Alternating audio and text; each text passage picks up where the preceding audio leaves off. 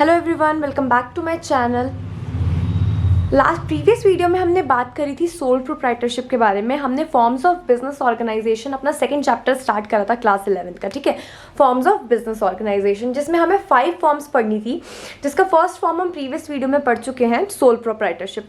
Now second form के बारे में अब हम इस वीडियो में बात करेंगे, विच इज पार्टनरशिप ऑर्गेनाइजेशन, ठीक है। पार्टनरशिप ऑर्गेनाइजेशन के बारे में हम बात करेंगे। हमने सोल प्रोप्राइटरशिप में क्या क्या पढ़ा था कि एक सिंगल पर्सन बिजनेस को रन करता है, वही डिसीजंस लेता है, वही सारा रिस्क बेयर करता है, ठीक है। सारी लाइबिलिटीज़ उसके लिए होती हैं, सारे प्रॉफिट्स उसके होते हैं, जितने भी रिसोर्स फाइनेंशियल रिसोर्सेज वो लगाता है उसी के होते हैं, ठीक है। जितना भी फाइनेंस अपने बिजनेस में वो लगाता है, सब कुछ उसी को बिलोंग करता है। अब देखो क्या होता है जब हमने बिजनेस को एक्सपैंड करना है। मैंने आपको बताया था sole proprietorship small size of business के लिए होता है, ठीक है। अब हमें अगर हमने अपने बिजनेस को एक्सपैंड करना है तो हम क्या करेंगे, हम पार्टनरशिप को सिलेक्ट कर सकते हैं, ठीक है। क्योंकि इसमें क्या होगा कि कुछ पार्टनर्स होंगे, जैसे अभी मैं आपको आगे समझाऊंगी, कुछ पार्टनर्स होंगे जो सब अपना क्या लाएंगे, अपना शेयर ऑफ कैपिटल लाएंगे, कुछ पैसा लाएंगे, जिससे हम बड़ा बिजनेस कर सकते हैं, ठीक है। तो हम ये जो डेफिनेशन मैंने आपके लिए लिखी है लेफ्ट हैंड साइड पे, which is partnership is the relation between persons who have agree to share the profits of business carried on by all or any of them acting for all, ठीक है। क्या definition मैंने लिखी है, ये definition है आपकी according to the Indian Partnership Act 1932। मैं आपको पहले ही बता दूं कि पार्टनरशिप चैप्टर जो हम पढ़ रहे हैं, इसमें हम जो भी चीज़ें पढ़ेंगे ये अकॉर्डिंग टू वन एक्ट है, ठीक है। इसके लिए पार्टनरशिप के लिए एक एक्ट बनाया है लॉ ने, जिस एक्ट का नाम है इंडियन पार्टनरशिप एक्ट 1932, ठीक है। इंडियन पार्टनरशिप एक्ट 1932, उसने उस एक्ट में एक डेफिनेशन लिखी गई है। क्या डेफिनेशन है वो? Partnership is the relation between persons who have agree to share the profits of business carried on by all or any of them acting for all. इसमें जो लास्ट लाइन है ना, carried on by all or any of them acting for all, most important line, ठीक है। Partnership क्या है? देखो, partnership में सबसे पहले तो मिनिमम नंबर ऑफ मेंबर्स 2 होते हैं। एक सिंगल पर्सन किसको अपना पार्टनर कहेगा, ठीक है, वो तो सोल प्रोप्राइटरशिप होगी। 2 और मोर, ठीक है। पार्टनरशिप क्या होता है? Partnership is the relation between 2 और मोर पर्सन्स, ठीक है। 2 पर्सन या 2 से ज़्यादा पर्सन मिलकर जब कोई काम को करने के लिए एग्री करते हैं, आपस में कॉन्ट्रैक्ट बनाते हैं कि हाँ हम रेडी हैं काम करने के लिए, तो वो होता है पार्टनरशिप, ठीक है। पार्टनरशिप के लिए कितने मेंबर्स मिनिमम चाहिए? पार्टनरशिप के लिए 2 पार्टनर्स मिनिमम आपको चाहिए, ठीक है। Partnership is the relation between 2 और मोर देन 2 पर्सन्स, ठीक है। उसके बाद क्या लिखा है उसमें? Who have agree to share the profits of business carried on by all any of them acting for all. देखो, जब हम पार्टनरशिप में होते हैं और हम जो बिजनेस कर रहे हैं, उसमें एक पार्टनर सबको रिप्रेजेंट करता है, ठीक है। जो एक पार्टनर है, सिंगल पार्टनर है, चाहे वो कोई भी पार्टनर हो, वो अपना बिजनेस सारे पार्टनर्स के बिहाफ पे करता है। अगर वो अपने बिजनेस में कोई डिसीजन लेता है, वो हर पार्टनर्स के बिहाफ पे लेगा। अगर वो कोई काम करता है तो हर पार्टनर के बिहाफ पे होगा। ऐसा नहीं है कि उसने काम करा, जैसे मान लो 3 पार्टनर्स हैं ABC, ठीक है। 3 पार्टनर्स हैं जिनका नाम है A, B and C। A ने कुछ काम करा और उसे इनकम मिल गई, ठीक है। A ने कुछ सामान बेचा और उसे पैसे मिल गए। ऐसा नहीं कि वो पैसा खुद अपने पास रखेगा, जो A की इनकम है वो भी सब में डिस्ट्रीब्यूट होगी। अगर मान लो B ने कोई सामान बेचा, उससे कोई कमीशन मिली, ठीक है, तो ऐसा नहीं है वो कमीशन खुद अपने पास रख लेगा, उसकी कमीशन भी तीनों में डिस्ट्रीब्यूट होगी। मतलब जितना भी प्रॉफिट होगा ना, वो तीनों में डिस्ट्रीब्यूट होगा, ठीक है। जितने भी पार्टनर्स हैं सब में डिस्ट्रीब्यूट होगा। तो partnership is the relation between persons who have agreed to share the profits of business carried on by all or any of them acting for all. I hope आपको इस लाइन का मतलब समझ आया होगा, ठीक है। इसके बाद हम फीचर्स में आते हैं। देखो, इसमें A पार्ट में आपको गिवन है स्टैट्यूटरी फीचर्स, ठीक है। स्टैट्यूटरी फीचर्स मतलब जो लॉ के थ्रू आपको फीचर्स गिवन है, जो पार्टनरशिप एक्ट में आपके लिए फीचर्स लिखे गए हैं, वो है फर्स्ट फीचर है मोर देन 1 पर्सन, ठीक है। 5 लिखे हैं मैंने यहाँ पे, आपके लिए इनफ है। मोर देन 1 पर्सन मतलब पार्टनरशिप कभी भी सिंगल पर्सन रन नहीं कर सकता, because minimum number of partners ही हमें 2 चाहिए होते हैं। सिंगल पर्सन जो बिजनेस कर रहा है वो क्या होगा? वो तो सोल प्रोप्राइटरशिप हो गया ना। तो मोर than 1 person is needed for partnership. Second feature आपका है बिजनेस एग्जिस्टेंस। देखो, अब हम दोनों बात कर ले बस, ठीक है। 2 पर्सन आपस में बस बात कर ले कि हाँ यार हम लोग पार्टनरशिप में आ जाते हैं, ऐसा नहीं होता है। हमें एक बिजनेस चाहिए और वो बिजनेस एक लॉफुल बिजनेस होना चाहिए, जिसे हम रन करेंगे, जिसे हम चलाएंगे। तो बिजनेस एग्जिस्टेंसेस मस्ट नीडेड। हम पार्टनरशिप में आएंगे ही क्यों? क्योंकि हमें कुछ बिजनेस रन करना है, ठीक है। उसके बाद है third one is contractual relationship. Contractual relationship का क्या मतलब हुआ? जब हम पार्टनरशिप में आए, ठीक है। जब हम पार्टनरशिप में आएंगे तो हमें एक कॉन्ट्रैक्ट में एंटर करना पड़ता है, जो कि हम आगे चैप्टर में पढ़ेंगे, उसका अपना एक पूरा टॉपिक है पार्टनरशिप डीड का। उस कॉन्ट्रैक्ट को हम बोलते हैं पार्टनरशिप डीड। उस कॉन्ट्रैक्ट में सारी डिटेल्स होंगी, कौन मेंबर्स है, क्या उनके नाम है, कितना उनका प्रॉफिट शेयरिंग रेशियो है, हर चीज़। मतलब हमें एक कॉन्ट्रैक्ट बनाना पड़ता है कि आज से हम दोनों पार्टनर्स हैं, हमारी पार्टनरशिप कब तक चलेगी, क्या हम उसमें काम करना चाहते हैं, एक्सेट्रा एक्सेट्रा, ठीक है। उसके बाद आ जाता है fourth one is profit motive. Profit motive का क्या मतलब होता है? पार्टनरशिप में जब हम कुछ बिजनेस कर रहे हैं, बिजनेस ऑब्वियसली हम किस लिए करेंगे? प्रॉफिट अर्न करने के लिए, कुछ इनकम अर्न करने के लिए।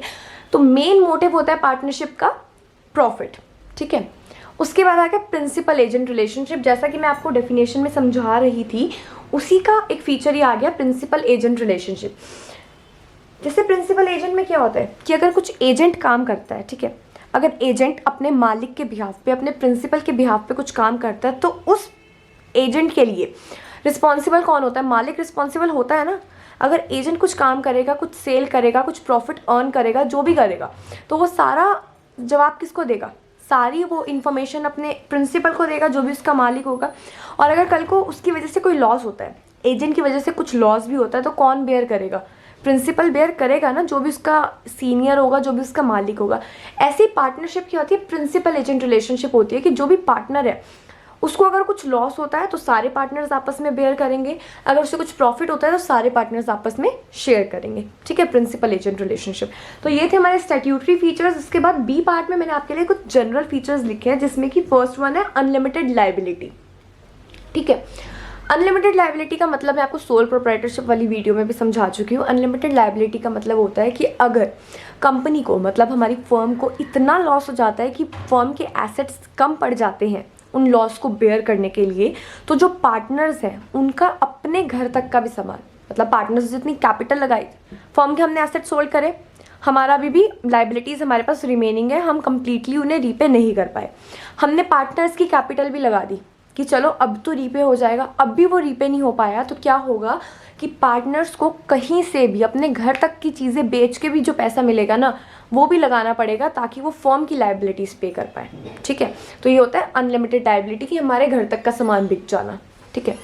उसके बाद सेकंड है नो सेपरेट इंडिविजुअलिटी। का क्या मतलब होता है कि पार्टनरशिप और पार्टनर्स अलग अलग नहीं है, दोनों एक दूसरे को रिप्रेजेंट करते हैं। अटमोस्ट गुड फेथ का क्या मतलब होता है? अटमोस्ट गुड फेथ का क्या मतलब होता है कि पार्टनर्स जो है, ठीक है, जो पार्टनर्स हैं उन दोनों को मतलब मैं दो पार्टनर्स की बात कर रही थी, ठीक है, मतलब जितने भी पार्टनर्स हैं सबको आपस में ट्रस्ट वर्दी होना चाहिए, किसी को एक दूसरे के साथ धोखा नहीं करना चाहिए, और क्या होता है, फ्रॉड ना करो, है ना। और ये भी होता है कि हमें फुली एक दूसरे पे ट्रस्ट करना है, ठीक है। अगर हम किसी को शक की नज़रों से देखेंगे तो वो भी सही नहीं है, तो हमें एक दूसरे के ऊपर पूरा ट्रस्ट करना होता है। अटमोस्ट गुड फेथ, ठीक है। Absolute faith among the partners is the foundation of any partnership. देखो क्या होता है कि जब तक फेथ नहीं होगा ना, तो पार्टनरशिप आपकी कंप्लीट नहीं हो पाएगी, आप लोग सही तरीके से काम नहीं कर पाएंगे जितने भी पार्टनर्स होंगे। तो एक दूसरे पे फेथ होना ज़रूरी बात है। उसके बाद आ जाता है आपका restriction on transfer of interest. देखो क्या होता है कि अपना इंटरेस्ट हम किसी दूसरे पार्टनर से बिना पूछे ट्रांसफ़र नहीं कर सकते, ठीक है। ऐसा नहीं है कि मैं अपनी जगह कल को किसी और को भेज दूँ फर्म में कि ये मेरी जगह काम करेगा, ऐसा नहीं हो सकता है। पहले मुझे सब पार्टनर्स को एग्री करना पड़ेगा, तभी मैं ऐसा कुछ कर सकती हूँ, ठीक है। इसके बाद आपके आगे मेरिट्स। अभी तक हमने क्या पढ़ लिया? According to the Indian Partnership Act 1932 हमने डेफिनेशन पढ़ ली है, फीचर्स पढ़ लिए हैं, जो कि स्टैट्यूटरी फीचर्स और जनरल फीचर्स दो पार्ट्स में डिवाइड थे। अब हम पढ़ेंगे मेरिट्स, ठीक है। मेरिट्स क्या है? देखो पार्टनरशिप में बहुत कम लीगल फॉर्मेलिटीज़ है, जैसे सोल प्रोप्राइटरशिप में तो कुछ फॉर्मेलिटीज़ थी ही नहीं, लेकिन पार्टनरशिप में क्या बहुत कम लीगल फॉर्मेलिटीज़ हैं। तो ईजी फॉर्मेशन, जब तक लॉ इंटरफेयर नहीं करता तो हमारे लिए ईजी ही रहता है कुछ करना, ठीक है। तो ईजी फॉर्मेशन है, क्या करना है, कॉन्ट्रैक्ट ही तो बनाना है, बना लो, ठीक है। उसके बाद क्या है, बैलेंस डिसीजंस। बैलेंस डिसीजन मतलब देखो हर पार्टनर, कितने तरीके के पार्टनर्स होंगे, हर पार्टनर की अपनी अलग एक सोच होगी, जैसे अलग अलग तरीके के पर्सन है। अब आपकी सोच अलग है, मेरी सोच अलग है। अगर मैं आपको, हमें एक ही चीज़ का डिसीजन लेना पड़ेगा, एक ही प्रॉब्लम का सॉल्यूशन निकालना पड़ेगा, तो आपका सॉल्यूशन अलग होगा, मेरा सॉल्यूशन अलग होगा, हम दोनों का अपने अपने माइंड से सॉल्यूशन होगा ना, जितना मैं सोच सकती हूँ और जितना आप सोच सकते हो। तो क्या है, कितने तरीके के पार्टनर्स होंगे, ठीक है, क्या क्या उनके माइंड में चल रहा होगा। तो क्या होगा, एक बैलेंस डिसीजन होगा। सब एक चीज़ पे एग्री करेंगे, उसी चीज़ का तो डिसीजन लिया जाएगा ना। एक प्रॉब्लम के कितने सारे वो लोग आइडियाज़ निकालेंगे उसे सॉल्व करने के, जो भी बेस्ट होगा वो सिलेक्ट होगा। तो क्या बैलेंस्ड रहते हैं डिसीजन, मतलब सही होते हैं। उसके बाद थर्ड है सीक्रेसी ना। तो सीक्रेसी के लिए क्या होता है कि हमारे जो पार्टनरशिप के अकाउंट्स होते हैं, ठीक है, जो भी पार्टनरशिप के अकाउंट्स होते हैं वो हमें पब्लिक के सामने रिप्रेजेंट नहीं करने पड़ते, हमें पब्लिक के सामने वो शो नहीं करने पड़ते।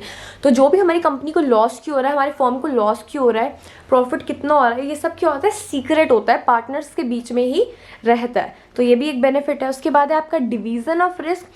जैसे सोल प्रोप्राइटरशिप में था कि एक सिंगल ओनर को ही सारा रिस्क बेयर करना पड़ता है, इसमें क्या है कि रिस्क सारे पार्टनर्स के बीच में डिवाइड हो जाता है, ठीक है। उसके बाद है मोर फाइनेंशियल रिसोर्सेज का क्या मतलब है, जैसे सोल प्रोप्राइटरशिप से अगर हम कंपेयर करके इसे पढ़े कि सोल प्रोप्राइटरशिप में क्या था, एक सिंगल पर्सन ही था, वही सारे फाइनेंशियल रिसोर्सेज अरेंज कर रहा था।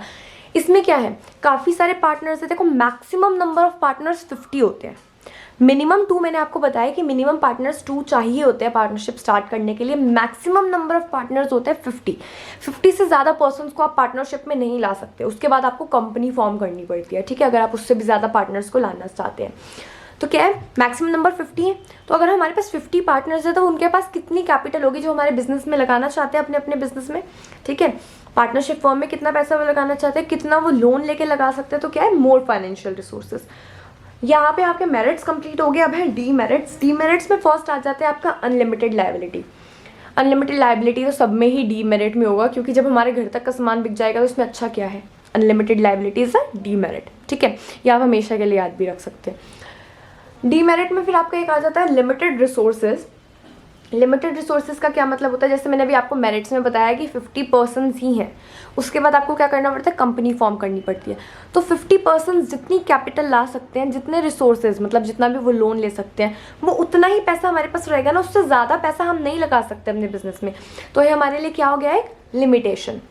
उसके बाद है lack of harmony. Lack of harmony मतलब अगर हम मिलजुल के काम नहीं करते, ठीक है। और क्या होता है कि सक्सेस जो है पार्टनरशिप का डिपेंड करता है म्यूचुअल अंडरस्टैंडिंग पे, कि हम एक दूसरे के डिसीजंस को माने, कंसिडर करें, ठीक है, अपना ओपिनियन दे, कॉन्फिडेंस और कॉपरेशन के साथ काम करें। अगर हम ये सब नहीं करते तो पार्टनरशिप वेस्ट हो जाएगी, कुछ हमारा काम नहीं चलेगा सही से, ठीक है।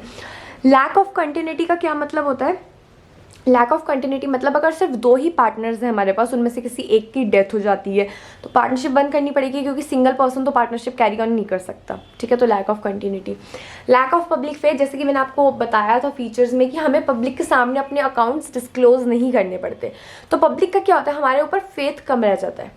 वो ये सोचेंगे ना कंपनी की क्या कर रहा है, पब्लिक ये सोचेगी कि क्या कर रहे हैं ये लोग, हमें क्यों नहीं बता रहे हैं, है ना। तो क्या होता है, पब्लिक का फेथ हमारे ऊपर कम रहता है। तो पार्टनरशिप का ये भी एक डीमेरिट है, ठीक है। इस वीडियो में हम इतनी ही बात करेंगे। पार्टनरशिप की वीडियो मैं 2 पार्ट्स में बनाऊंगी, क्योंकि थोड़ा बड़ा है चैप्टर। तो नेक्स्ट वीडियो में हम बात करेंगे टाइप्स ऑफ पार्टनर्स और टाइप्स ऑफ पार्टनरशिप की। Till then, thank you.